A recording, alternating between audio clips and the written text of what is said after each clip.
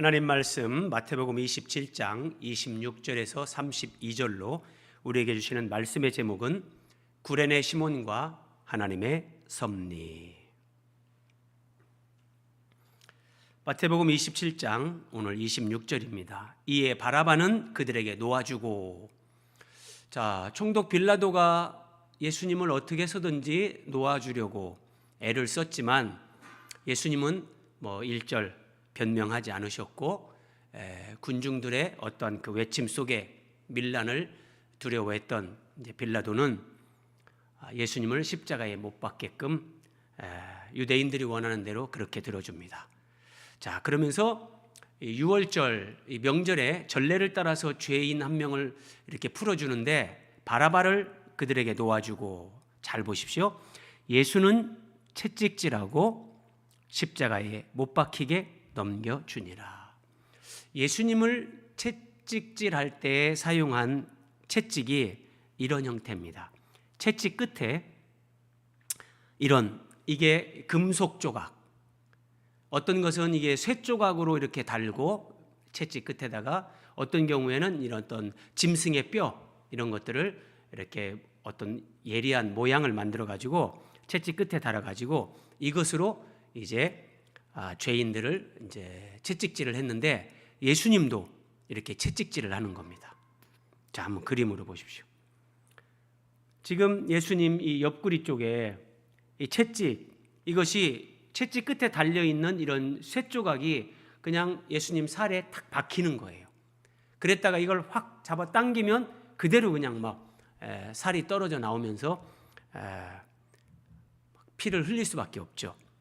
이렇게 예수님이 채찍질을 당하고 십자가에 못 박히게 되는데, 자,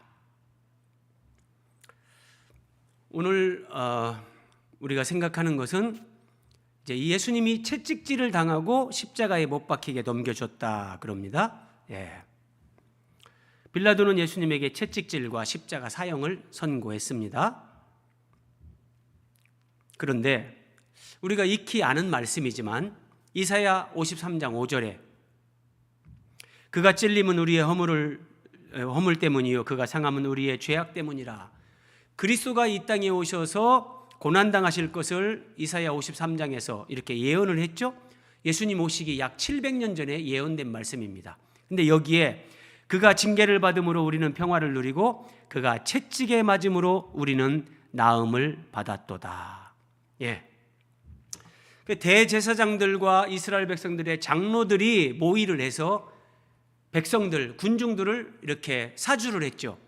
그래서 빌라도 앞에서 예수를 십자가에 못 박아라, 십자가에 못 박아라. 그리고 그 빌라도는 예수님에게 죄가 없다는 걸 알면서도 이 군중들이 어떤 소요를 일으킬 것이 걱정이 돼서 그럼 너희 뜻대로 해라, 나는 죄가 없다. 그러면서 예수님을 십자가에 못 박게 넘겨줬어요.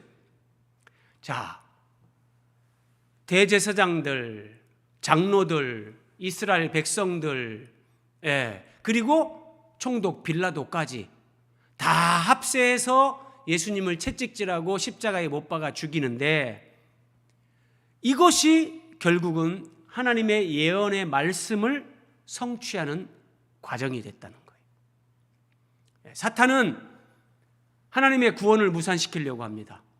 사탄은 우리를 불행하게 만들려고 하고 우리를 하나님으로부터 멀어지게 하려고 하고, 수단 방법 가리지 않고 그런 어떤 계략을 가지고 하나님의 사람들을 공격하고 괴롭히고 어렵게 하려고 하지만, 하나님은 그 모든 것을 통틀어서 합력해서 선을 이루시면서 우리 안에 하나님의 말씀이 성취되는 그런 도구로 하나님은 그렇게 섭리하십니다. 이것을 누가 예수님 당시에 이걸 생각이나 했겠습니까? 근데 결국은 하나님의 예언의 말씀이 성취되는 과정이었다. 시편 118편 22절 23절에 건축자가 버린 돌이 집 모퉁이의 머릿돌이 되었나니. 여러분, 여기 건축자는 구약의 이스라엘 백성들이요, 그들이 버린 돌은 하나님이 우리의 구원자로 보내신 하나님의 아들 예수 그리스도, 그 예수 그리스도를 통해서 구원받는 사람들이 이제 하나님께서 우주적인 하나님이 거하시는 하나님의 집, 우주적인 성전으로, 이거는 실제 물질적인 것이 아니라 사람의 영혼, 이것으로 하나님이 집을 짓는 하나님의 집, 우주적인 성전을 얘기하는 거죠. 그래서 이스라엘 백성들은 이런 건축자로 부름을 받았는데 이런 부분에 대해서 전혀 이해가 없었어요.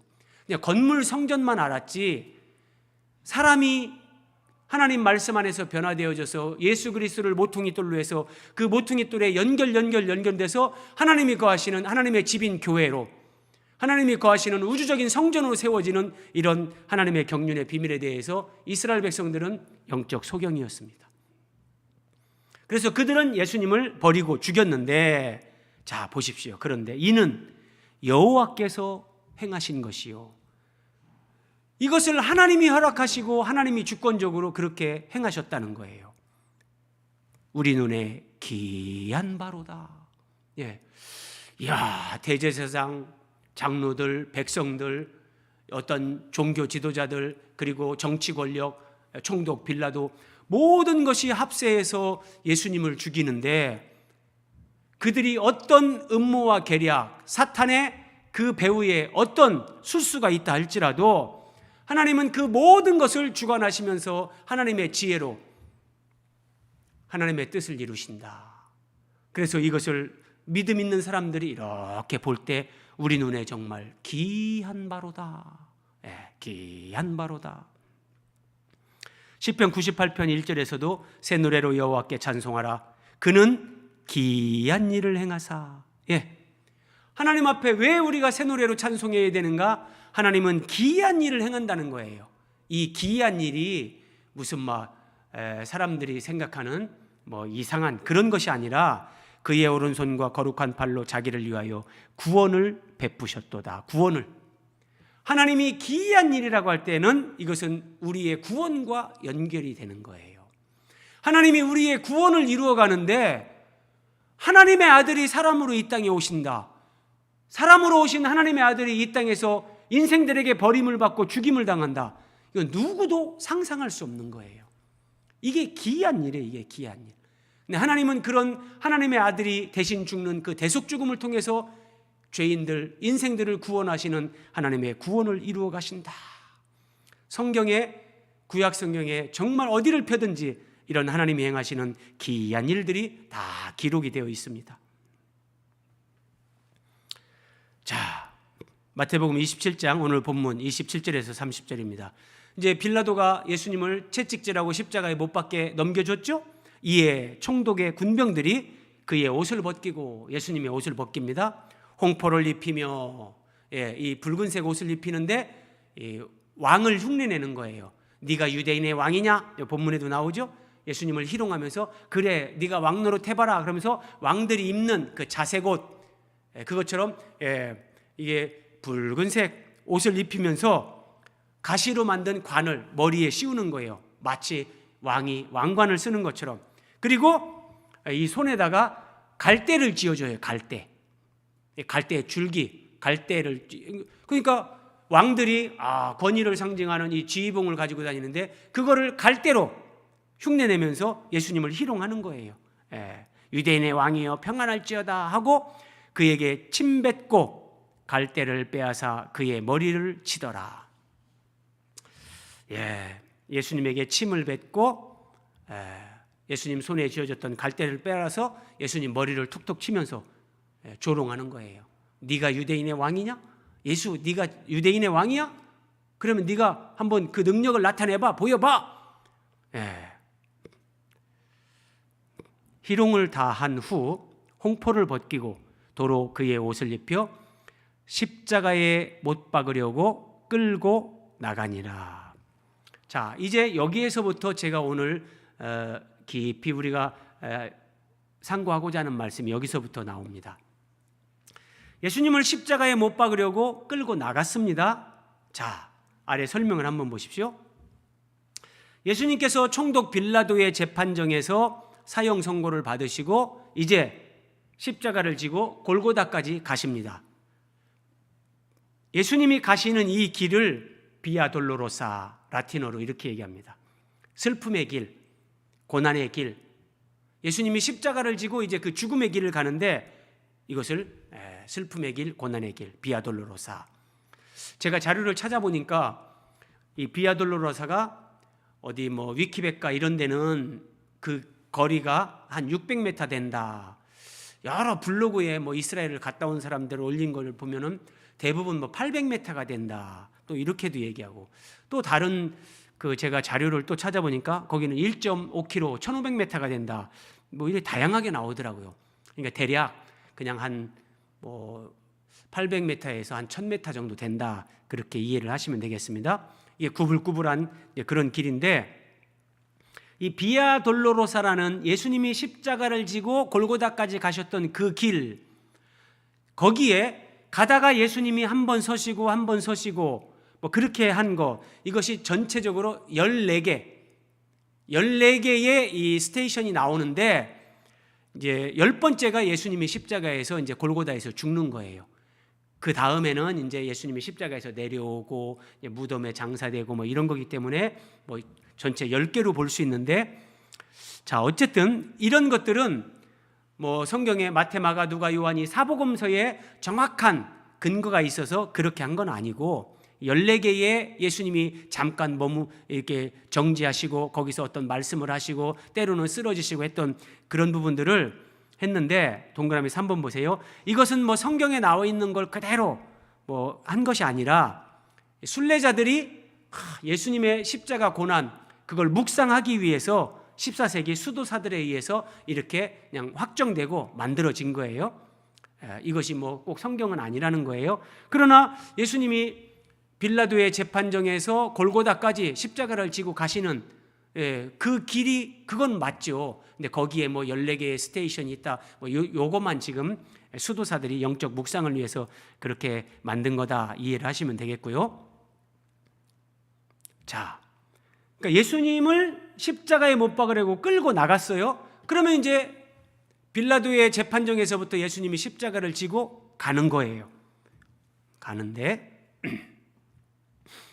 자, 나가다가 예수님이 십자가를 메고 조금 가다가 시몬이란 구레네 사람을 만나매 그에게 예수의 십자가를 억지로 지워가게 하였더라. 뭐 여기까지는 뭐 그리스도인들이 다 압니다. 여기서 우리가 생각해야 될 거 한번 보세요. 왜 구레네 시몬이 예수님의 십자가를 대신 지게 되냐면, 예수님은 목요일 밤에 겟세마네 동산에서 체포당하십니다. 그렇죠?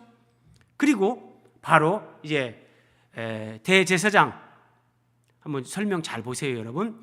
그러니까 예수님이 체포당하실 때 학자들 전체적으로 얘기하는 걸 보면 금요일 새벽 0시쯤 됐을 거다, 그렇게 얘기합니다. 그러니까 목요일에 최후의 만찬을 드시고 성만찬을 제정하시고 제자들과 이제 늦은 밤에 겟세마네 동산에 가셔서 정말 땀방울이 핏방울이 되는 그런 기도의 사투를 하시고, 그리고 이제 예수님이 체포당하시는데 그게 금요일 새벽 0시쯤, 그리고 체포당하신 예수님이 금요일 새벽 1시에서 3시까지 제사장들에게 그리고 빌라도에게, 헤로데에게 다 한번 눈으로 여러분 설명 보세요.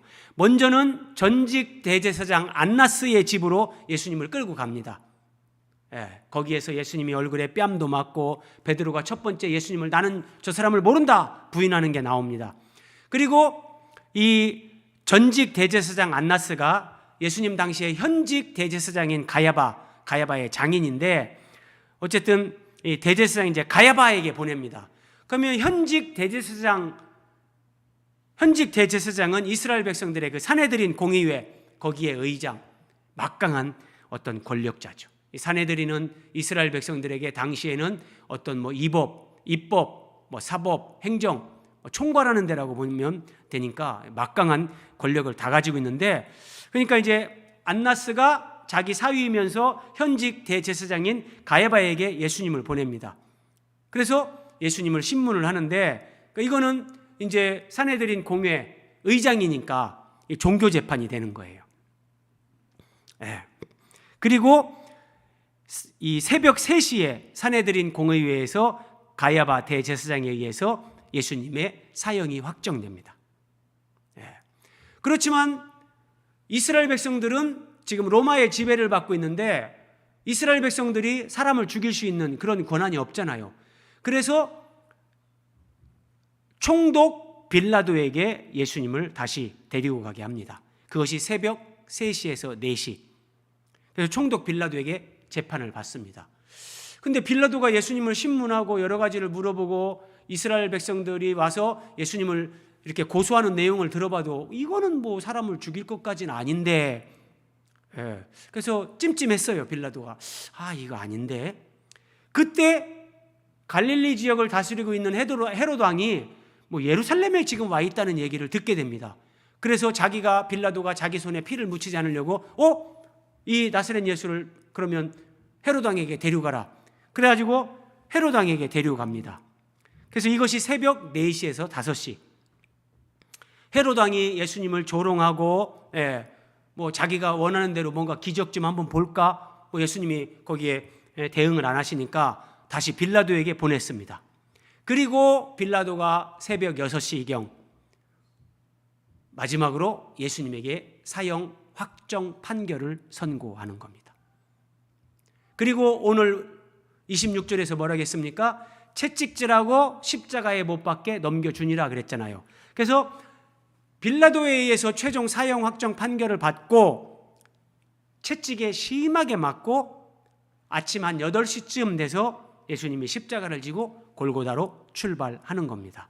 그러면 여러분 보세요. 목요일 밤에 겟세마네 동산에서 기도를 시작한 예수님은 한숨도 주무시지 않았어요. 그 밤에서 아침이 될 때까지 예수님은 한숨도 주무신 게 없다니까요. 그러니까 육체적으로도 그냥 밤중에 체포당하셔가지고 새벽에 이리 가고 저리 가고 이리 가고 저리 가고 뺨 맞고 주먹질 당하고 침뱉음 당하고 조롱 당하고 그러면서 사형 확정 판결 받고 채찍질 당하는 거죠. 살찜이 떨어져 나가는 그런 채찍질을 맞고 아침 8시쯤 십자가를 지고 골고다로 출발을 하신 거예요. 자, 여러분 한번 아래 그림 한번 보세요. 자, 이게 이제 성지 순례를 가면 이런 것들을 이제 볼 수 있다고 하는데, 자, 여기 선고교회에 써 있잖아요. 그러니까 빌라도가 예수님에게 최종 사형 확정을 선고한 곳, 빌라도의 그 관정, 재판정이 있던 곳, 거기에다가 이제 이렇게 그거를 기념하는 선고교회 이래가지고 오늘날 가면 이제 예배당이 하나 세워져 있다는 거예요. 여기에서 예수님이 사형 확정 판결을 받고 이쪽에 채찍질하는 곳, 여기에 가서 예수님이 채찍질을 심하게 당합니다. 그리고 이제 요 빨간색을 따라서 이렇게 가는 겁니다. 이렇게 가는데 여기 5번째 지역, 5번째 지역 여기에서 이 지점에서 예수님이 더 이상 십자가를 질 수 없을 것 같이 막 그렇게 힘들어하는 거죠. 그러면 이 사형을 집행해야 되는 로마 이 군사들은 예수님을 어떻게 해서든지 골고다까지 데려가야 되는데, 자, 여기에서 예수님이 더 이상 십자가 지고 갈 수 없는 그런 상황이 돼버렸는데, 이 로마 병사들이 보니까 때마침 옆으로 한 사람이 지나가는데 보니까 뭐 체격도 좋고, 그래서 너 이리 와, 네가 이 십자가 대신 줘, 그렇게 했는데 이 사람이 구레네 사람 시몬이란 말이에요. 그러니까 구레네는 지명, 시몬은 사람 이름. 여러분 우리가 베드로도 시몬 그러잖아요.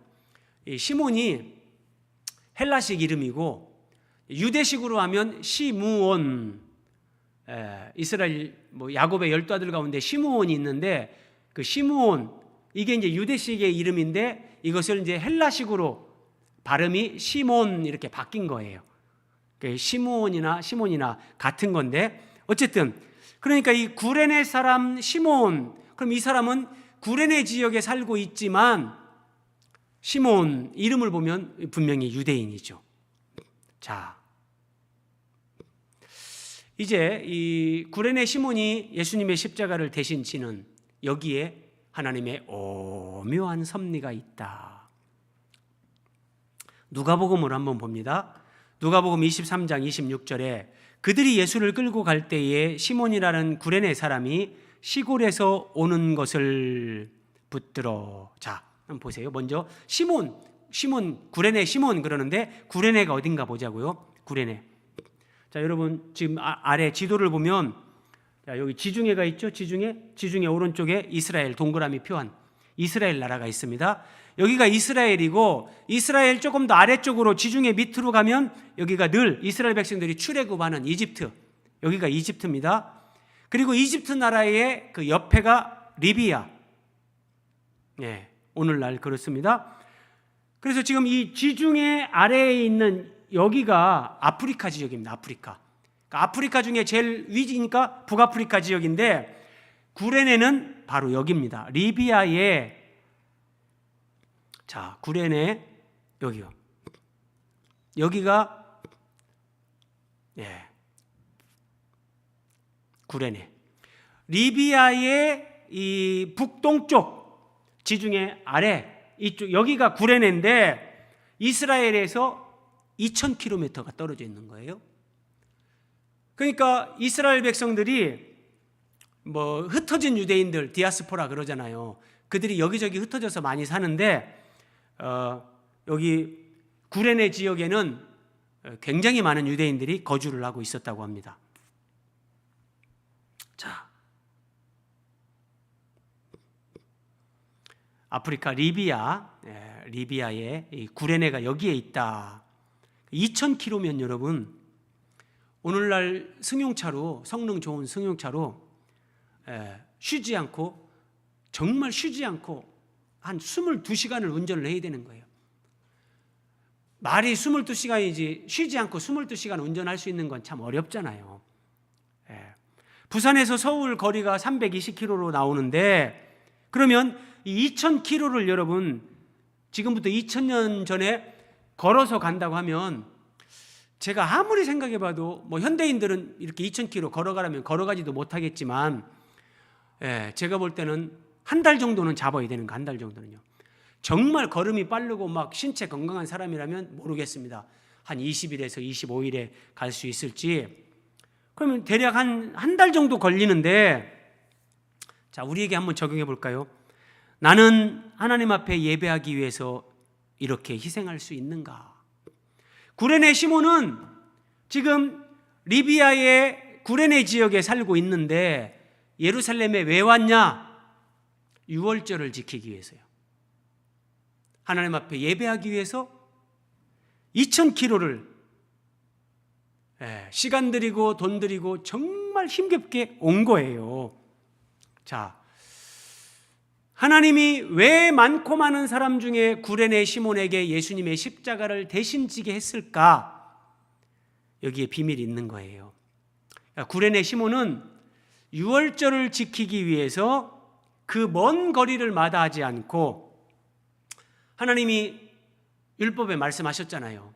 이스라엘 백성들은 하나님이 명하신 이 3대 절기에 예루살렘에 모여서 그것을 기억하라. 그래서 온 거예요. 그러면 여러분 한 달 정도가 소요된다면 거기에 들어가는 비용, 시간 보통 일이 아니죠. 그럼에도 불구하고 구레네 시몬이 예루살렘까지 그렇게 왔다는 것은 정말 하나님이 약속하신 그리스도를 소망하는 사람이요, 하나님을 경외하는 사람이요, 나름대로 그런 믿음의 사람이었다는 거, 우리가 이거를 충분히 이거 하나만 가지고도 알 수 있어요.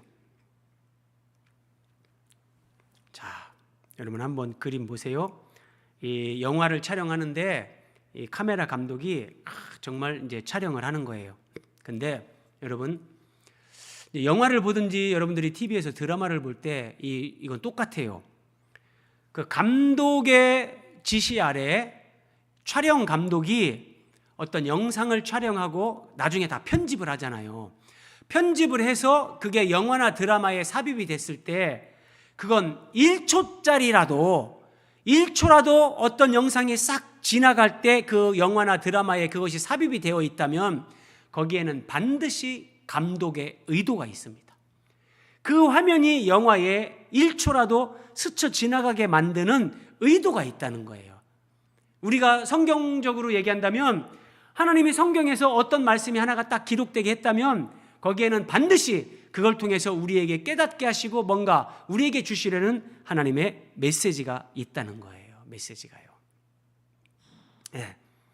예수님이 부자의 묘실에 장사되었다 그러는데 이 부자의 묘실에 예수님이 장사되기 위해서 사내들인 그 공회원이었던 아리마대 요셉이 예수님의 제자가 되고 이 사람이 예수님의 시체를 달라고 당당하게 요구를 해가지고 예수님을 자기가 예비했던 자기의 무덤에 예수님을 장사하면서 그리스도가 부자의 묘실에 장사된다는 이 예언의 말씀이 성취되게 하시는 거예요. 하나님은 이것처럼 구레네 시몬이 예수님의 십자가를 대신 지는 지금 이것이 뭐 어떻게 하다 그렇게 됐는가 우연인가 이렇게 생각할 수 있지만 그것이 아니라 철저하게 하나님의 섭리, 하나님의 계획이요 하나님의 주권적인 섭리였다. 이걸 통해서 어떤 메시지를 성경을 읽는 모든 사람들에게 오고 오는 믿음의 사람들에게 하나님이 주시려는 거예요.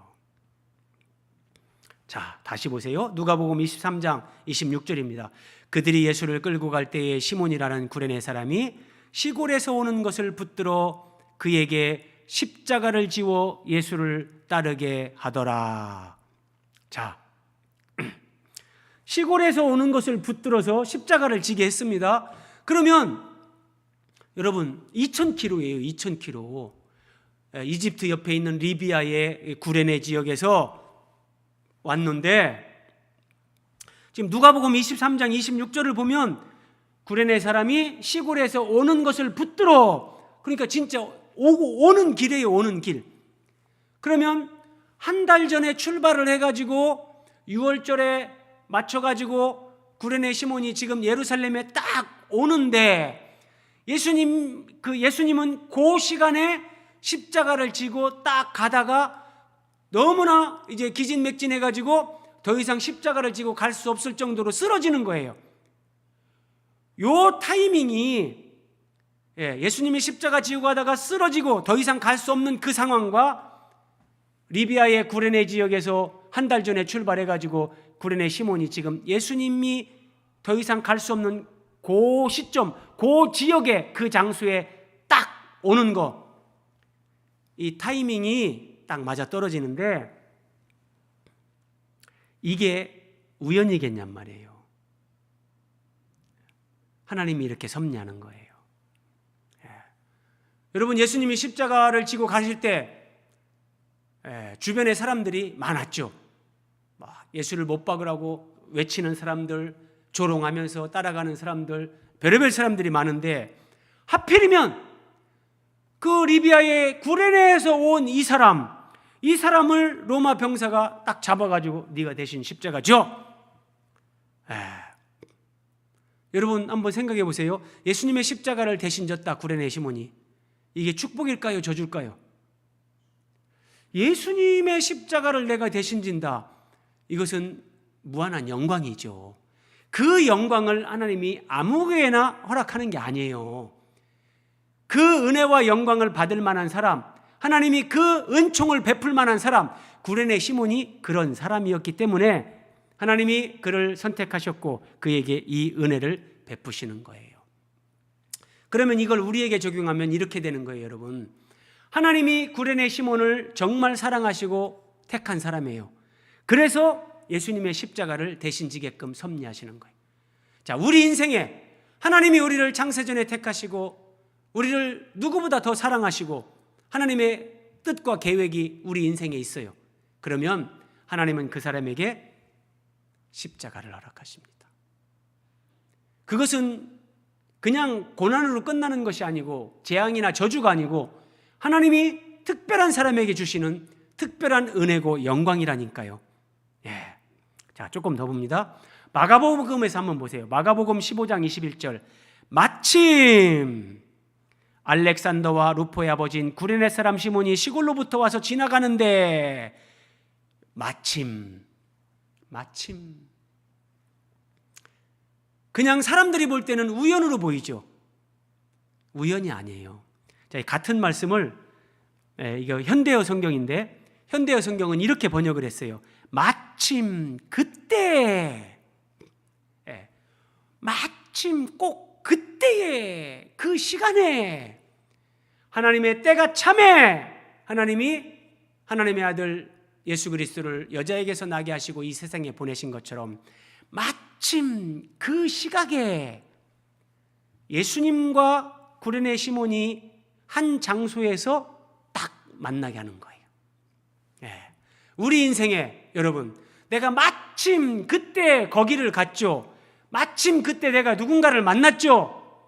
그러면서 어떤 사건이 연결되고 어떤 일이 계속 연결이 되면서 오늘 여기까지 오는데, 그때 당시 내가 그때 왜 거기를 갔는가, 왜 그때 그 사람을 만났는가, 왜 그때 그런 결정을 했는가, 그런 생각을 우리가 할 수 있지만 알고 보면 그것이 하나님의 주권 안에, 하나님의 섭리 안에 있는 거라는 놀라운 사실입니다.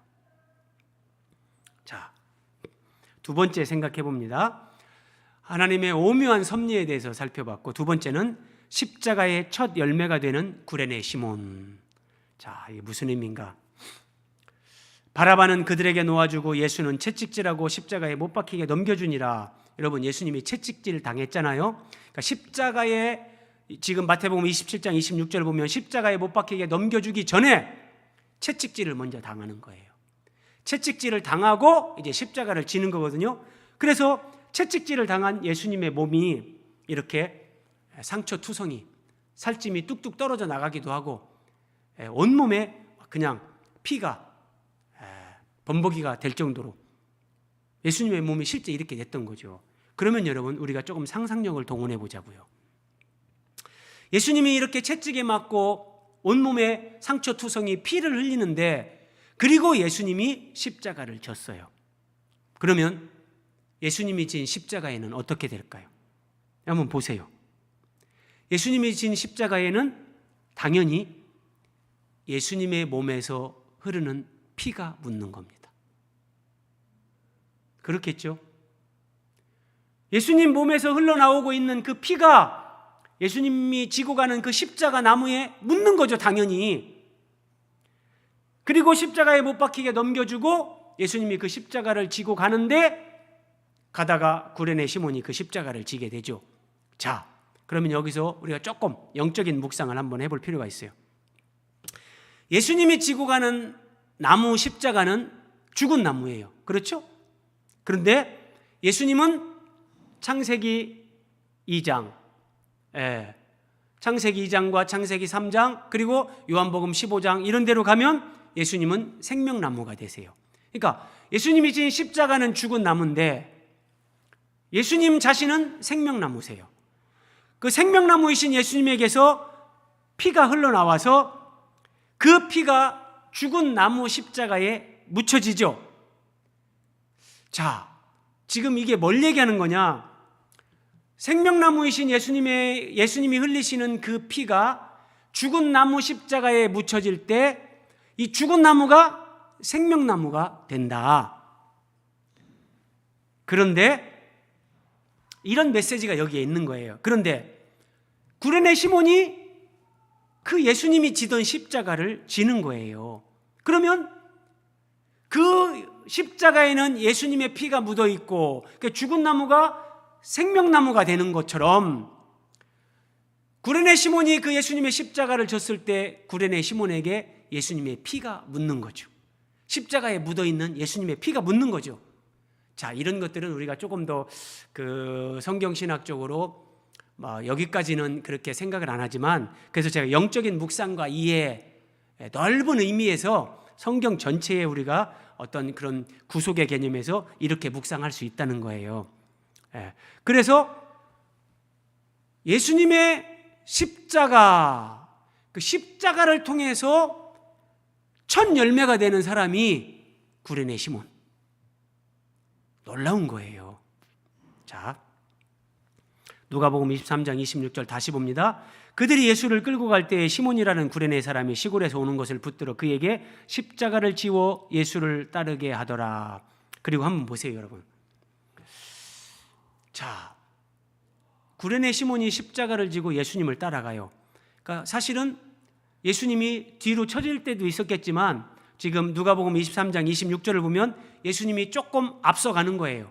그러니까 로마 병사들이 예수님을 앞장서 예수님을 앞에 세우고 구레네 시몬이 십자가를 들고 따라가는 거예요, 예수님을. 그래서 그에게 십자가를 지워 예수를 따르게 하더라 이러는 거예요. 따라가는 거예요. 그러면 여러분, 우리가 참 묵상이 필요한 것 같아요. 한번 보세요. 구레네 시몬은 예수님의 십자가를 지고 예수님을 따라갔습니다. 어떤 의미냐면 예수님의 마지막 가시는 길을 가장 가까이에서 본 사람이 구레네 시몬입니다. 제자들 다 도망갔잖아요. 예수님 겟세마네 동산에서 세부당할 때 다 도망가고 기껏해야 멀찍이서 어떻게 되는가 보자 이런데 구레네 시몬은 예수님 바로 앞서 가시고 예수님 십자가 대신 지고 바로 따라가면서, 그러면 여러분 예수님의 얼굴 표정, 예수님이 가시다가 예루살렘 여자들아 나를 위해 울지 말고 너희 자녀를 위해 울어라, 예를 들어서 이런 말씀을 하시는 거라든지, 그때 예수님의 표정을 보고 예수님의 음성을 듣고, 그리고 성경에 기록은 안 돼 있지만 진짜 예수님이 이 비아 돌로로사 골고다까지 가시면서 또 기도하셨을 수도 있잖아요. 아버지 이들을 불쌍히 여겨주옵소서 기도할 수도 있는데, 어쨌든 그런 예수님의 음성도, 심지어 예수님의 숨소리까지 구레네 시몬은 십자가를 지고 예수님을 따르면서 다 보고 듣는 거예요. 그리고 골고다에 도착해서 이제 십자가를 내려놓고 예수님을 그 십자가에 로마 병사들이 못 박으려고 십자가를 땅에 눕히고 예수 이리 와! 하면서 이제 예수님을 못 박으려고 할 때, 여러분 이 예수님과 구레네 시몬이 한 번 정도는 눈이 마주쳤지 않겠습니까? 눈이 마주치는 거예요. 그러면 여러분, 구레네 시몬은 예수님을 가장 십자가를 가지고 예수님을 가장 가까이에서 보고 예수님의 눈빛, 얼굴 표정, 숨소리까지 들었던 사람, 그 예수님과 눈이 마주치면서 뭔가 가슴에 막 뭉클함이, 뭔가 그런 표현할 수 없는 그런 영적인 어떤 이런 것들을 경험한 이 구레네 시몬이 예수님이 십자가에 못 박히고 달리시는데 에이 나는 내 갈 길 가야 되겠다고 떠나갔을까요? 아니에요. 어떻게 예수님이 어떻게 되는가 한번 내가 끝까지 봐야 되겠다. 거기 끝까지 그 자리를 지키는 거예요. 끝까지.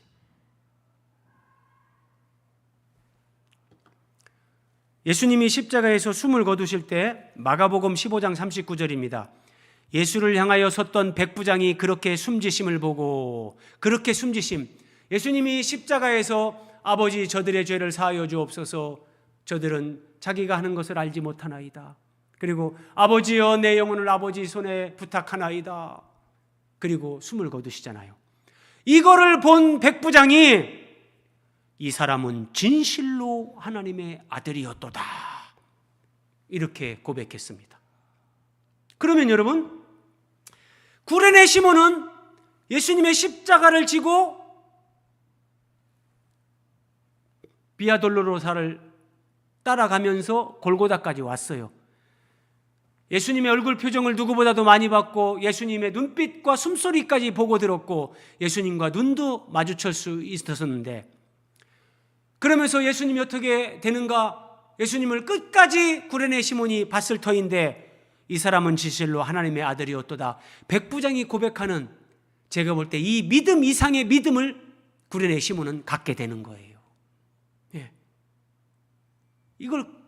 이 믿음을 갖게 되고 깨닫게 되고 이 은혜를 하나님이 입혀주는 거예요. 자, 우리가 조금 더 여기서 또 묵상, 상상의 나래를 한번 펴보십시오.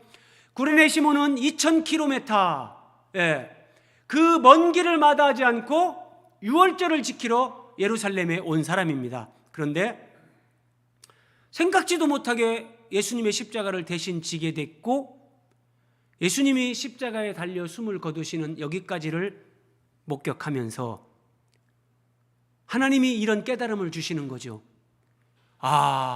이분이 세상 죄를 지고 가는 하나님의 어린 양, 이분이 진짜 유월절 양이구나. 저는 하나님이 구레네 시몬에게 이런 깨달음과 믿음을 주셨을 거라고 저는 그렇게 믿어요. 그래서 이 구레네 시몬이 예수님 십자가를 지게 하는 거예요. 그리고 자기를 못 박는 자들을 향해서 한없이 그 긍휼히 여기는 그런 눈빛으로 아버지여 저들의 죄를 사하여 주옵소서. 저들은 자기들이 하는 것이 뭔지 알지를 못합니다. 아니 자기를 죽이는 자들을 위해서 기도하는 그런 사람이 어디 있겠습니까? 아버지여 내 영혼을 아버지 손에 부탁하나이다. 진짜 하나님의 아들이다. 하나님이 약속하신 그리스도다. 이분이 구원자다. 나는 구레네 시몬이 이런 깨달음이 오는 거예요.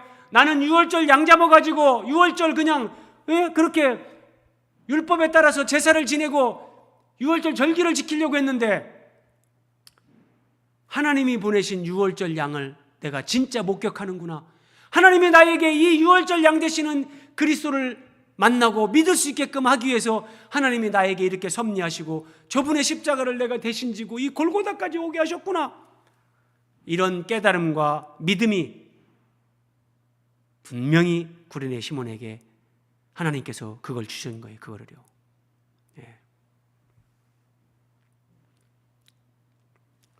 그래서 이제 예수님이 숨을 거두시고 이제 예수님이 아리마대 요셉의 그 돌무덤에 장사가 됐어요. 그렇지만 이 예수님이 십자가를 지고 가신 그 비아 돌로로사와 그리고 골고다에서 숨지기까지 이 십자가 사건은 구레네 시몬의 기억 속에 아주 생생하게 남아있는 겁니다. 예수님이 이렇게 쓰러지고 자기가 십자가를 대신 지고 이제 골고다까지 왔단 말이에요. 골고다에서 이렇게 몸짓고 피 흘려 죽으시면서 자기를 죽이는 자들을 위해서 기도하는 예수님을 봤단 말이에요. 그러면서 뭔가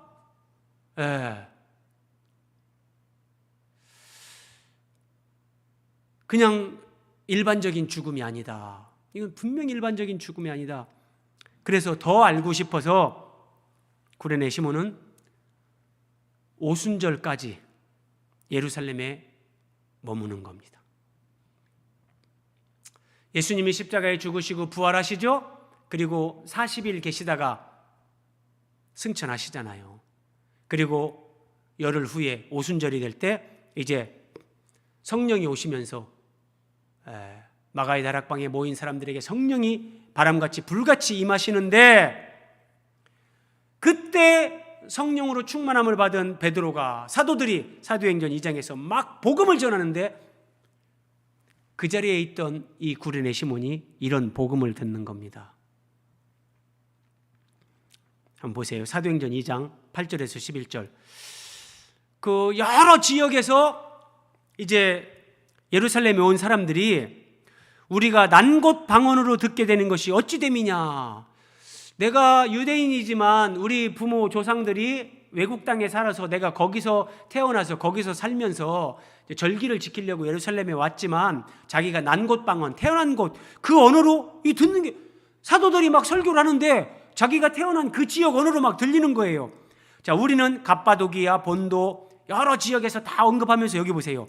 구레네에 가까운 리비아 여러 지방에 사는 사람들, 로마로부터는 아라비아인들 여러 지역이 막 언급돼요. 그러니까 구레네에서 온 사람들도 지금 오순절 성령 강림 후에 이 사도들의 설교를 듣고 있는 거예요. 우리가 다 각 언어로 하나님의 큰 일을 말함을 듣는도다. 하나님의 큰 일, 예수 그리스도를 통해서 우리를 구원하는 일. 예컨대 이런 겁니다. 사도행전 2장 36절 베드로가 설교합니다. 그런즉 이스라엘 온 집은 확실히 알지니 너희가 십자가에 못 박은 이 예수를 하나님이 주와 그리스도가 되게 하셨느니라. 너희가 십자가에 못 박아 죽인 이 예수를 하나님이 다시 부활하게 하사 우리의 구원자, 하나님이 보내신 구원자 그리스도라는 것을 확증해 주셨다. 이런 메시지를 지금 구레네 시몬도 듣는 거예요. 이 메시지를 들으면서 구레네 시몬은 성령으로 거듭나는 걸 체험하고 예수님의 십자가 죽음의 의미를 그 복음을 알게 되는 거예요. 그래서 성경 전체를 보면 구레네 시몬은 이제 가족들에게 이 예수 그리스도의 복음을 전하고 구레네 시몬의 온 가족들이 교회를 세우는 일에, 하나님의 교회를 세우는 일에 놀랍게 쓰임을 받습니다. 자, 마지막으로 교회를 세우는 일에 쓰임받은 구레네 시몬의 가족 한번 살펴보자고요. 마가복음 15장 21절, 마가가 이렇게 기록합니다. 마침 알렉산더와 루포의 아버지인 구레네 사람 시몬이 시골로부터 와서 지나가는데 그들이 그를 억지로 같이 가게 하여 예수의 십자가를 지게 했다. 자, 구레네 사람 시몬, 마가가 이렇게 기록해도 되는데 구레네 시몬의 두 아들을 기록합니다. 알렉산더와 루포의 아버지 구레네 사람 시몬. 자, 이게 어떤 의미냐 한번 보세요, 여러분. 마가복음을 기록한 마가는 유대식 이름으로 요한입니다. 요한. 그래서 사도행전 12장이라든지 이런 데 보면 이 마가를 가리켜서 마가라 하는 요한 이렇게 말합니다. 예.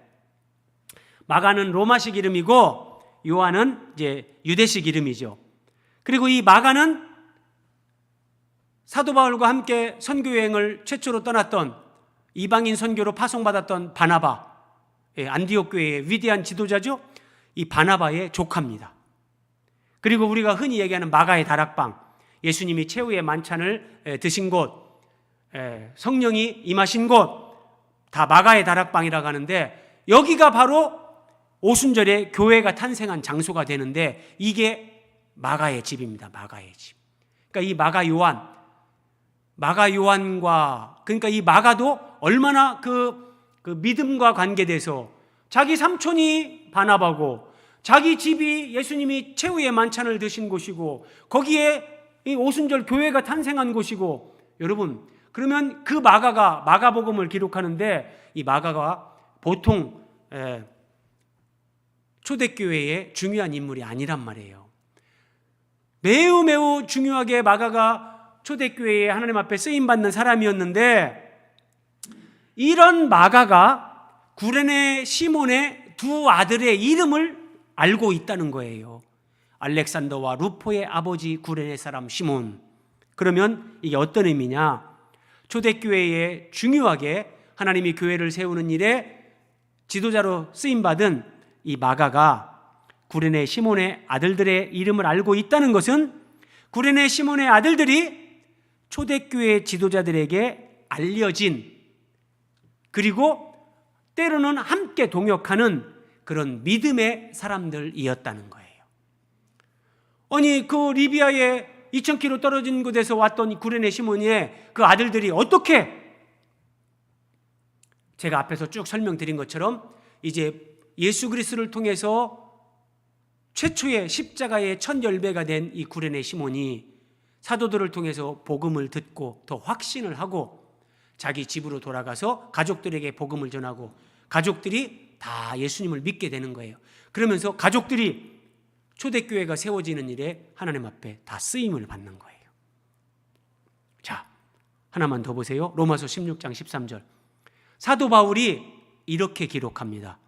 주 안에서 택하심을 입은 루포. 여러분 루포 기억나십니까? 앞으로 다시 갑니다. 마가복음 15장 21절. 알렉산더와 루포의 아버지 구레네 사람 시몬. 그러니까 루포는 구레네 시몬의 아들입니다. 그런데 사도 바울이 로마서 16장 13절에서 주 안에서 택하심을 입은 루포. 놀라운 말씀입니다, 여러분. 놀라운 말씀입니다. 한번 보세요. 사도 바울이 구레네 시몬의 아들 루포를 언급하면서 주 안에서 택하심을 입은 자다, 그렇게 얘기한다는 것은 오늘 전반부의 말씀하고 연결을 시키면 구레네 시몬이 예루살렘에 도착해서 예수님의 십자가를 대신 지는 이런 사람으로 쓰임받은 것은 우연이 아니라 하나님이 일찍부터 구레네 시몬을 택하셨기 때문에, 하나님이 택하신 사람이고 그에게 믿음을 깨닫도록 은혜를 주시는 그런 사람이었기 때문에 예수님의 십자가를 대신 지은 것이다. 이것도 포함을 하는 거고, 이제 구레네 시몬의 아들 루포, 알렉산더 두 아들이 초대교회를 세우는데 놀랍게 동역자로 사도들과 초대교회 지도자들과 함께 쓰임을 받았고, 그리고 로마서 16장 13절 또 보세요. 사도 바울이 이렇게 말합니다. 그의 어머니 루포의 어머니에게 문안하라. 그의 어머니는 곧 내 어머니라. 그러면 여러분, 여기 루포의 어머니는 구레네 시몬의 아내가 되죠. 그렇죠? 루포가 구레네 시몬의 아들이니까 루포의 어머니는 구레네 시몬의 아내. 그런데 여러분, 사도 바울같이 위대한 사도가 복음에 목숨을 걸고 순교를 기꺼이 순교의 제물이 되는 것을 선택하고 하나님 앞에 자신의 생명을 드리는 사도 바울이 루포의 어머니는 내 어머니다 그래요. 사도 바울이 이런 말을 그냥 남발하는 사람이 아니에요. 저는 이 말씀 보면서 예수님 말씀이 생각났어요. 예수님이 제자들과 이렇게 말씀을 나누고 있는데 어떤 사람이 얘기했죠. 당신의 어머니가 밖에 와 계십니다. 누가 내 모친이며 누가 내 형제냐? 하늘에 계신 내 아버지의 뜻대로 행하는 자가 내 모친이요 내 형제니라. 예수님이 이렇게 말씀하셨잖아요. 그러니까 루포의 어머니가 내 어머니다. 바울이 이렇게 말하는 것은 구레네 시몬의 아내, 그의 두 아들 알렉산더와 루포, 온 가족이 하나님 나라를 위하여 하나님의 뜻대로 순종하고 헌신하고 주님과 복음과 교회를 위해 정말 자신들의 모든 것을 바치는 그런 사람으로 바울도 알고 있고 바울도 인정하는 그런 믿음의 사람들이었다는 거예요. 여러분, 놀랍지 않습니까? 구레네 시몬은 처음에는 몰랐을 거예요. 왜 내가 이 십자가를 져야 되지? 근데 십자가를 지고 비아 돌로로사 그 순환의 길을 가면서 예수님을 뒤따르면서 예수님의 음성을 듣습니다. 예수님의 눈빛을 봅니다. 예수님의 숨소리를 듣습니다. 하나님께서 뭔가 깨닫게 하시는 깨달음들이 옵니다. 십자가에 달리시는 주님과 눈이 마주칩니다. 그 주님이 기도하시는 걸 듣습니다. 이분은 정말 하나님의 아들이다. 이분이 유월절 양의 실체시구나. 그것이 오순절날 복음으로 확증되고 분명하게 이제 확신하고 자기 가족들에게 이 복음을 전하고 구레네 시몬은 자기 아내 두 아들 할 거 없이 초대교회가 세워지는 일에 아마 자신들의 인생, 시간, 물질, 목숨을 다 바쳐서 충성하는 그런 사람들이 된 거예요. 자, 마지막 동그라미 5번 보세요. 억지로 십자가를 진 것 같지만 거기에는 하나님의 섭리가 있었습니다. 그리고 그 십자가가 구레네 시몬과 그 가족들에게 예수 그리스도 안에서 무한한 영광이 되고 하나님의 은혜가 됐단 말이에요. 이게 하나님이 하시는 일입니다, 여러분. 이게 하나님의 섭리입니다. 오늘 우리에게, 오늘 나에게 하나님이 나에게 지게 하시는 십자가가 있습니까? 내가 왜 이런 걸 해야 되지? 내가 왜 이렇게 이것 때문에 내가 힘들어하고? 아닙니다, 여러분. 거기에 하나님의 주권적인 섭리가 있다니까요. 하나님의 인도하심이 있다니까요. 감사하면서 순종하면서 주님을 따라가 보십시오. 하나님이 주시는 은혜와 깨달음이 있고 그것이 우리가 하나님 나라에 도달할 때 정말 우리에게 영원한 영광, 주님 안에서 하나님이 나에게 특별하게 주신 그 십자가가 나에게 영원한 면류관이 된다는 것을 깨닫게 될 겁니다. 우리 기도하겠습니다.